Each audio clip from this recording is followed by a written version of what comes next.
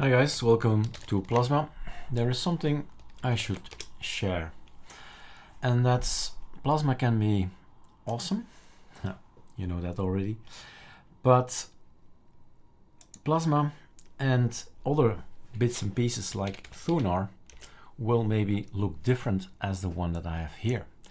In here it's all black, and it all boils down to knowledge as usual. And you go to the system settings and you go to more appearance settings, make your screen bigger, right? Make your screen bigger. Then go to application style, configure GNOME GTK application style, make sure you have Arc dark, and even if it is white, right? If thunar is white, go for Arc darker, apply, and go back. Arc dark, apply. And you will notice that anything related to thunar and other applications as well, I'm thinking of the other one which was also white, you'll see that there will be all in black. Now sometimes it's interesting to keep it white, right? Because there is one thing, there's dolphin and there's thunar, and then you can keep an eye on them.